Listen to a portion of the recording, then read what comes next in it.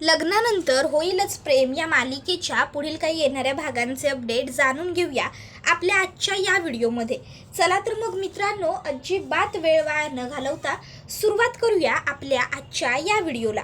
तर आता आपण इथे पाहतोय की हे चौघजण फार्म हाऊसवरती आलेले असतात आणि आता उद्या हे परत जाणार असतात, कारण 16 डिसेंबरला आता घरी त्यांनी मोठीच्या मोठी छान पार्टी ठेवलेली असते. आता दुसऱ्या दिवशी घरी जायच्या वेळी नंदिनी ही खूपच जास्त खुश असते मनातनं, कारण तिने ठरवलेलं असतं की उद्या एकदा का आपण घरी गेलो आणि जीवाची व काव्याची सक्सेस पार्टी पार पडली की त्यानंतर मग आपण जीवाला आपल्या मनातलं सगळं सत्य सांगून टाकायचं, जीवाला सांगायचं की आपलं त्यांच्यावर प्रेम आहे. तर दुसऱ्या बाजूला काव्यासुद्धा आता खूपच जास्त खुश असते, कारण काव्याने सुद्धा आता तिच्या मनावरचं ओझं हलकं करायचं ठरवलेलं असतं. अर्थात आता तिने ठरवलंय की आपण आपल्या मनातलं सगळं गुपित, सगळं सत्य पार्थना सांगून टाकायचं आणि ह्या त्रासातनं मुक्त व्हायचं. म्हणजे आपण पार्थना फसवतोय, आपण पार्थ बरोबर खोटं वागतोय, हे जे आपल्या मनामध्ये फिलिंग राहून गेलेलं आहे ते कायमचं संपवायचं. तर दुसऱ्या बाजूला आता रम्या ही वसवत्याला म्हणते, आई अगं आपल्या हातात फोटो तर सापडलेत, पण ते आपण या सगळ्यांपर्यंत कसे पोहोचवायचे, यांच्यासमोर कसे आणायचे. तर आता इकडे पिहू त्यांच्याकडे येते आणि पिहू आता त्यांना म्हणत असते, मला तुम्हा दोघींची थोडी मदत हवी आहे. वसवत्या, रम्याताई तुम्ही मला मदत कराल का. त्याबरोबर मग आता लगेचच रम्याला तर काही इंटरेस्ट नसतो पिहूची मदत करण्यामध्ये. रम्या म्हणते की नाही, हे बघ तुला काहीतरी प्रोजेक्टमध्ये वगैरे तरी मदत हवी असेल, नाहीतर अभ्यासात तरी. पण पिहू काय आहे ना, सध्या मी आणि आई आम्ही दोघीही एका जरा महत्त्वाच्या गोष्टीवरती डिस्कस करतोय, त्यामुळे आम्हाला अजिबातच वेळ नाही आहे. तर प्लीज तू जा ना, कोणाकडनं तरी दुसरीकडनं मदत घे, किंवा मग तू एक काम कर, श्रेयाकडनं मदत घे. त्यावर वसवत्या म्हणते, रम्या अगं थांब, आधी विचार तरी तिला. आणि मग आता लगेचच रम्या ही विचारते, बरं बोल, कशासाठी मदत हवी आहे तुला आमची, काय हवं आहे. त्याबरोबर मग वसवत्यासुद्धा म्हणते, काय गं पिहू बोल ना. मग पिहू आता त्यांना सांगते, मी जीवादादा, नंदिनी वहिनी, पार्थदादा, काव्या वहिनी यांचे फोटो तयार केलेले आहेत, त्यांच्या मित्रमैत्रिणींबरोबरचे एडिट केलेत, जे उद्या आम्ही पार्टीमध्ये डिस्प्ले करणार आहोत. म्हणजे त्या दोघांनाही छान वाटेल, जीवादादा आणि काव्य वहिनीला. तर मी ते एडिट केलं आहे, ते तुम्ही जरा तपासून सांगाल का की ते मी कसं एडिट केलं आहे. म्हणजे उद्या जेव्हा जीवादादा आणि काव्य वहिनी बघतील तेव्हा त्यांना ते फोटो आवडतील की नाही आवडतील, छान वाटतील की नाही वाटतील, हा डाऊट माझ्या मनामध्ये राहून गेलेला आहे. तर मग उगाच उद्या त्यांना फोटो ते नाही आवडले तर गडबड होऊन जाण्यापेक्षा तुम्ही आत्ताच जर दोघींनी ते फोटो बघितले आणि मला सांगितलं की ते फोटो छान आलेत किंवा त्याच्यामध्ये आणखीन काही इम्प्रूव्हमेंट करण्याची गरज आहे, तर मग मी तशी इम्प्रूव्हमेंट करून घेईन ना. म्हणून म्हणते, प्लीज ग रम्याताई कर ना ग माझी एवढी थोडीशी मदत. त्याबरोबर रम्या म्हणते, असं होय, ही मदत हवी आहे का तुला. त्यावर पिहू म्हणते, ताई तुला आनंद का झालाय. त्याबरोबर रम्या म्हणते, अगं नाही ग, आनंद नाही, मला वाटलं तुला नेहमीप्रमाणे काहीतरी प्रोजेक्ट वगैरेचं काम असेल आणि त्याच्यासाठी तुला मदत हवी असेल. मग श्रेया सध्या घरी आहे ना, म्हणून मी म्हटलं की तू श्रेयाची मदत घे बाळा. पण नको हा नको, श्रेयाला कशाला उगाच तू त्रास देतेस, तसंही तिलासुद्धा खूप अभ्यास वगैरे असतो ना तिचा. मी एक काम करते, मी आणि आई तुझी मदत करतो, चालेल ना तुला, तूच म्हणत होतीस ना आम्हाला. त्यावर वसवत्या म्हणते, अगं चालेल काय म्हणतेस रम्या, तिला चालेलच. इवन तिला माहिती आहे ना तुझी चॉईस किती छान आहे आणि तू एखाद्या गोष्टीचं किती परफेक्ट सगळं सांगू शकतेस ते, म्हणूनच तर ती तुला विचारायला आली होती. त्याबरोबर लगेचच रम्या म्हणते, हो ग आई तू बरोबर बोललीस. पिहू बाळा सॉरी हा, मी तुला आधी नाही म्हटलं, खरंच सॉरी. बरं चल, आता आपण इथे वेळ वाया घालवायला नको, ऑलरेडी रात्र होत आली आहे. चल चल आपण पटकन जाऊया आणि फोटो बघूया, ये. आणि मग आता रम्या ही मनातल्या मनात म्हणत असते, वाह देवा वाह, तुझ्यासुद्धा मनात हेच आहे की पार्थ आणि काव्या यांनी लवकरात लवकर वेगळं व्हावं, म्हणून तू सुद्धा माझ्यासमोर स्वतःहून मार्ग आणून उभा केलास. आता बघच मी काय करते ते. असा काहीतरी मस्त प्लॅन बनवलेला आहे, त्याला वर्क करून दाखवते की पार्थ आणि काव्या एका झटक्यात वेगळे झालेच पाहिजे.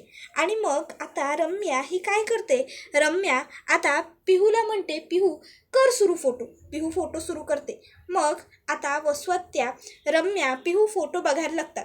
पिहू म्हणत असते, रम्याताई सांग ना, कसे वाटतात तुला हे सगळे फोटो, छान बनवलेत का नाही ग मी? त्याबरोबर वसवत्या म्हणत असते, पिहू बाळा, काय आहे ना, हे फोटो खरोखर तू खूप सुंदर आणि छान एडिट केलेले आहेस. पण मी एक सांगू का तुला? नाही म्हणजे तुला राग येणार नसेल तर मी बोलते. आता तू एवढं आम्हाला स्वतःहून तुला मदत करायला बोलवलंयस म्हणून. हे बघ, तू आहे की नाही, कितीही झालं तरी लहान आहेस वयाने, त्यामुळे तुझ्या डोक्यातून आलेल्या कल्पना ह्या थोड्याफार म्हणजे चुकू शकतात किंवा कुठेतरी मागे पडू शकतात, कमी पडू शकतात. तू फोटो खूप छान सुंदर तयार केलेले आहेस, पण या फोटोमध्ये आणखीन थोडीफार इम्प्रूव्हमेंट होऊ शकते असं मला वाटतं. नाही म्हणजे आता अर्थात मला यातलं सगळं फार कळत नाही. रम्याताई तुला आत्ता सांगेलच. रम्या, काय ग, तुला काय वाटतं? त्यावर रम्यासुद्धा म्हणते, हो गाई, तू अगदी बरोबर म्हणालीस. खरं तर पिहू, तुझ्या एवढी जेव्हा मी होते ना, तेव्हा खरोखर बाई मला या सर्व गोष्टी अजिबातच नाही जमायच्या. तू तर खूप हुशार आहेस की तुला हे सगळं जमतं. पण काय आहे ना बाळा, आपल्याला त्यांना उद्या सरप्राईज द्यायचं आहे की नाही. मग सरप्राईज द्यायचं आहे म्हटल्यावर त्यांना उद्या ते फोटो बघून एकदम भारी वाटलं पाहिजे, आनंद झाला पाहिजे. मग त्यासाठी आपल्याला हे फोटो आणखीन छान क्रिएटिव्हली डेकोरेट करायला हवे. म्हणून मग मी काय म्हणते, आपण ना यावरती आणखीन काहीतरी छान अशी इम्प्रूव्हमेंट करूया. असं काहीतरी यामध्ये ॲड करूयात ना की उद्या जेव्हा ते सगळे हे फोटो बघतील तेव्हा त्यांना आनंद होईल. आणि मला सांग, हे सगळं तुला कोणी करायला सांगितलं ग? त्यावर पिहू म्हणते, पार्थ दादा आणि नंदिनी वहिनी. त्यावर लगेच रम्या म्हणते, हो ना, मग त्यांना सुद्धा एकदम भारी वाटलं पाहिजे. त्यांना असं वाटलं पाहिजे किंवा आपण बरं झालं पिहूलाच काम लावलं काय. त्यावर पिहू म्हणते, चालेल. तर दुसरीकडे आता जीवा, नंदिनी, पार्थ, काव्या हे सगळेजण घरी यायला निघालेले असतात. नंदिनी ही मनातनं खूपच जास्त खुश असते, कारण तिला वाटत असतं की आता एकदा का इकडनं आम्ही घरी गेलो की घरी जाऊन मी जीवाना माझ्या मनातलं सगळं सत्य सांगून टाकेन आणि जीवाना हेही कळून जाईल की माझं त्यांच्यावर किती प्रेम आहे. आणि त्यानंतर मग माझ्या आणि जीवांच्या आयुष्याला एक नवीन वळण येईल, आमच्या जीवनाला एक नवीन कलाटणी येईल. आणि मग मी आणि जीवा आम्ही दोघंही छान सुखाने, गोडी गुलाबीने संसार करू. आणि आमच्या आयुष्यात डिवोर्स नावाचं जे वादळ आलं आहे ते कायमचं, अगदी कायमस्वरूपीचं संपून जाईल. आणि मी आणि जीवा पुन्हा कधीच डिवोर्स घेण्याचा विचारही करणार नाही. मला त्यांची साथ आयुष्यभर हवी आहे आणि त्यांनासुद्धा माझी साथ आयुष्यभर हवीच आहे असं मला प्रत्येक वेळी त्यांच्या बोलण्यातून जाणवत असतं.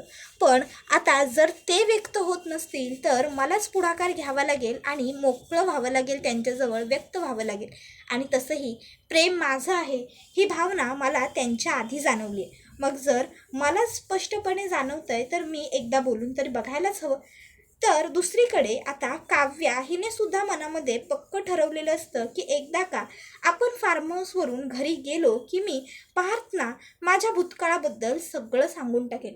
नाही म्हणजे ते म्हणतात की मला इंटरेस्ट नाही आहे भूतकाळ जाणून घ्यायचा नाही आहे, मला तुमचा नाही जाणून घ्यायचा आहे. पण म्हणून मी त्यांना हे असं अंधारात ठेवणं अत्यंत चुकीचं आहे. बिचारे पार्थ जेव्हा त्यांना बाहेरून कुठून समजेल की माझं त्यांच्याच धाकट्या भावाबरोबर अफेअर होतं, जीवाबरोबर अफेअर होतं, तेव्हा त्यांना खूप वाईट वाटेल, दुःख होईल. पण जर आधीच या सर्व गोष्टी मी स्वतःहून त्यांच्याशी क्लिअर केल्या, मी त्यांना सगळं आधीच समजून सांगितलं तर कदाचित त्यांना या गोष्टीचा थोडाफार कमी त्रास होईल. आता एकदा का आम्ही इकडनं घरी गेलो की मी स्वतः पार्थबरोबर बोलणार आणि पार्थना या सर्व गोष्टींबद्दल सांगणार असं काव्य ठरवते. तर इकडे आता पार्थ हा घरी जाताना ड्राईव्ह करत असतो आणि तो नोटीस करतो की काव्याचा मूड फार काही बरा नाही आहे. मग पार्थ लगेचच काव्याला विचारतो, काय हो, काय झालं? येताना तर तुम्ही अगदी फुल एनर्जेटिक वाटत होतात आणि मग जाताना कसल्या एवढ्या गहन विचारात हरवलाय? त्यावर काव्या म्हणते, काही नाही हो, असंच आपण एवढे छान एन्जॉय केली, मजा केली, ते त्याचेच विचार डोक्यात सुरू आहेत, बाकी काही नाही. त्याबरोबर जीवा नंदिनीला म्हणत असतो, आणि नंदिनी तू तर येताना फार आनंदी आणि उत्साही वाटत होतीस, पण आता जाताना तू आली होतीस त्यापेक्षाही जास्त एनर्जेटिक, आनंदी आणि उत्साही वाटतेस. काय नेमकं सुरू काय आहे तुझं? तुझ्या मनात काही सुरू आहे का? शिस्त आहे का काही मनात? त्याबरोबर लगेच नंदिनी म्हणते, जीवा तुम्ही पण ना, असं काही नाही आहे आणि मी आनंदी दिसते, कारण आता आपण इथे एवढं छान वेळ घालवला, गप्पा टप्पा मारल्या चौघांनी एकत्र, इतका दिवसांनंतर वेळ घालवला, म्हणून बाकी काही नाही. आता नंदिनी मनात म्हणत असते, जीवा माझ्या मनात काय शिस्त आहे हे जेव्हा तुम्हाला कळेल ना, तेव्हा तुमच्या मनात सुद्धा आनंदाच्या उकळ्या फुटतील असंच मला सुद्धा वाटतंय, आणि मला वाटतंय तेच खरं होऊ दे.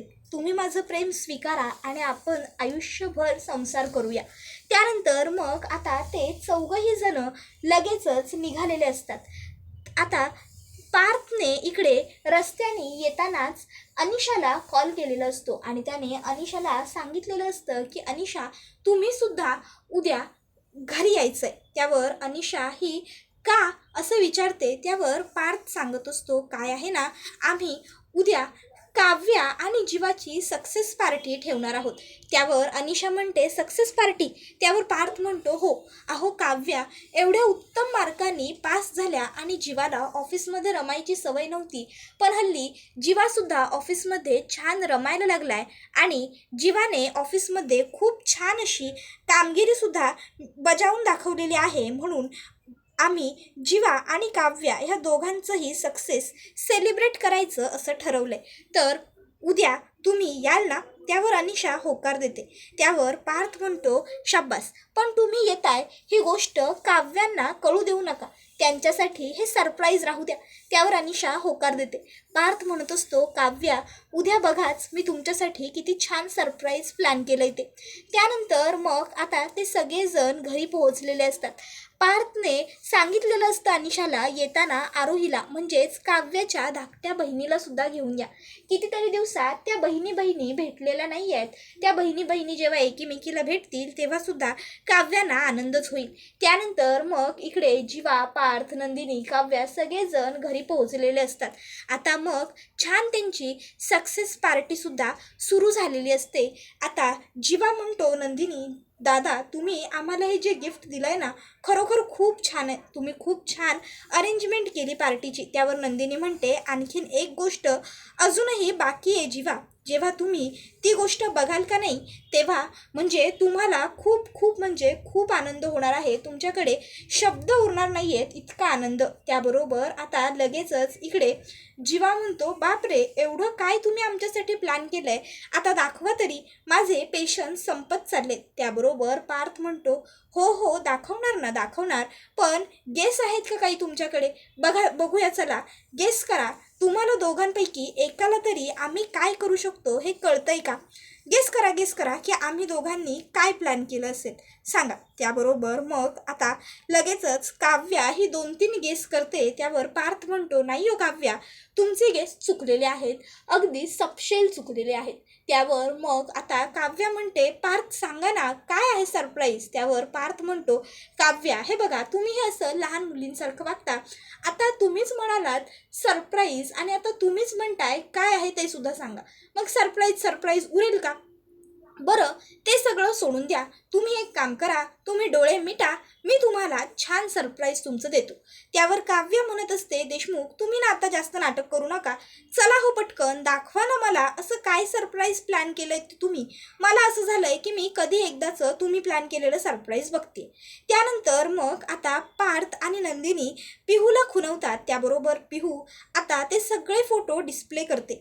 आता ते सगळे जुने लहानपणीचे फोटो असतात काव्याचे आणि जीवाचे. आता ते फोटो बघून इकडे काव्य हसते आणि म्हणते, हे माझे लहानपणीचे फोटो आहेत, या फोटोमध्ये मी जे फ्रॉक घातलंय ना ते माझं होतं, पण ते आरोहीला खूप आवडायचं आणि आरोही नेहमी माझं फ्रॉक घालायची आणि मी आरोही बरोबर भांडायचे. आरोही आठवतंय का गं तुला? त्यावर आरू म्हणत असते, नाही गं ताई मला तर नाही आठवत आहे, म्हणजे मी लहान होते ना तेव्हा. त्यावर काव्या म्हणते, हो बरोबर आहे, आता अशाच लहानपणीच्या जुन्या गमती जमती त्यांना आठवत चाललेल्या असतात, छान त्यांना मज्जा येत असते. इतक्यात आता ते जीवाचे आणि काव्याचे फोटो डिस्प्ले होतात। आता ते सगळे फोटो बघून सगळ्यांनाच खूप मोठा आश्चर्याचा धक्का बसतो। तर पिहूने हे सगळे फोटो एडिटच केलेले नसतात, त्यामुळे पिहू घाबरते। पिहू म्हणत असते, हे सगळं काय आहे? हे सगळं मी नाही बनवलेलं, मला नाही माहिती हे सगळं कुठून आलं। त्याबरोबर आता पार्थ ते फोटो बघतो, नंदिनी सुद्धा ते फोटो बघते, विक्रम काका, मालिनी काकू सगळेच जण ते फोटो बघतात आणि सगळ्यांना खूप मोठा धक्का बसतो। तर आता काव्या हिला कळतं की पार्थना हे फोटो बघून खूप मोठा हादरा बसलेला आहे। पार्थना काव्या लगेचच सांगायला लागते, हे बघा देशमुख, प्लीज तुम्ही एकदा शांत व्हा आणि शांतपणे माझं ऐकून घ्या। पार्थ, हे बघा मला कळतंय की तुम्हाला खूप मोठा धक्का बसलाय वगैरे, पण प्लीज प्लीज तुम्ही हे असे वागू नका, माझं एकदा ऐकून घ्या। पार्थ काव्याचं काहीही ऐकून न घेता आता तिकडनं थेट रूममध्ये निघून जातो आणि तो आता रूम लॉक करतो। काव्य पार्थला समजावण्याचा खूप प्रयत्न करते, पण पार्थ तिचं काहीच ऐकून घेत नाही आणि तो तिथे थांबतही नाही। आता काव्याच्या मनात एक प्रश्न उद्भवतो आणि तो म्हणजे हे सगळं नेमकं कोणी केलं आणि का केलं? मग काव्या पिहूला विचारते, त्यावेळी पिहू म्हणते, वहिनी हे सगळं मी नाही केलेलं। तर रम्याला मात्र इकडे खूपच जास्त आनंद झालेला असतो, कारण हे सगळं जे काही केलेलं असतं ते रम्याने केलेलं असतं। या फोटोजमध्ये आपण आणखीन थोडाफार बदल करू शकतो पिहू, असं रम्याने पिहूला सांगितलेलं असतं, पण पिहूला झोप येत असते। त्यामुळे पिहू म्हणते, ताई मला झोप येते। तर रम्या तिला म्हणते, बाळा अगं मग तू झोप ना, मी आहे ना, मी हे सगळे फोटो व्यवस्थित एडिट करते। आणि मग पिहू झोपल्यावर रम्याने ते फोटो ॲड केलेले असतात जीवा आणि काव्याचे त्या स्लाइड्सवरती। तर आता हे सगळं काही आरोही बघते आणि आरोहीला सुद्धा खूप मोठा आश्चर्याचा धक्का बसतो, कारण तिला सुद्धा या सगळ्यातलं काहीही माहीत नसतं। मग आता आरू ही गुपचूप घरी येते। आता आरूला टेन्शनमध्ये बघून आई विचारते, आरू काय गं, पार्टीला गेली होतीस ना तू, मग तुझं तोंड असं पडलेलं का, काय झालं तिकडे? त्याबरोबर मग आरू घडलेला सर्व प्रकार आता आईला सांगते।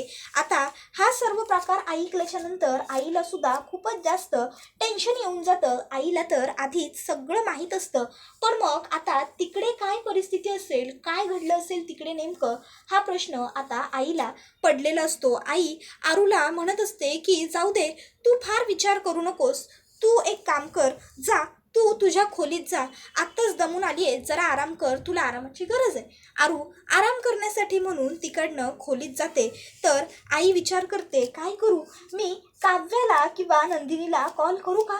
नाही नको, आत्ता यावेळी कॉल करणं म्हणजे चुकीचं ठरेल, मी जरा थांबते, नंतरनं कॉल करेन, नंदिनीला करेन किंवा काव्याला करेन। देवा आता तूच सांभाळून घे रे सगळं। तर आता इकडे काव्याने पिहूला विचारलेलं असतं, पिहू बाळा हे फोटो कुणी तयार केले, तुला हे फोटो कुठून मिळाले? त्यावर पिहू सांगते की मला नाही माहिती वहिनी, पण हे फोटो मी एडिट केल्यानंतर रम्याताईला दाखवले, तेव्हा रम्याताई मला म्हणाली होती या फोटोमध्ये थोडेफार बदल करायची गरज आहे म्हणून, तर तेव्हा मला माहीत नाही जर रम्याताईने हे सगळं केलं असेल तर। आता पिहू जेव्हा असं सांगते तेव्हा मग मात्र काव्य ठरवते की आता रम्याला जन्माची अद्दल घडवणार। त्याबरोबर हा व्हिडिओ इथे संपतो। व्हिडिओ आवडला असेल तर व्हिडिओला लाईक करा, चॅनलवर नवीन असाल तर चॅनलला सबस्क्राईब करा आणि बेल आयकॉन आठवणीने प्रेस करा, जेणेकरून तुम्हाला पुढच्या प्रत्येक व्हिडिओचं नोटिफिकेशन मिळत जाईल आणि सर्व व्हिडिओंचा आनंद हा अगदी उत्तम पद्धतीने घेता येईल। चला तर मग आजच्या पुरतं इथेच थांबू।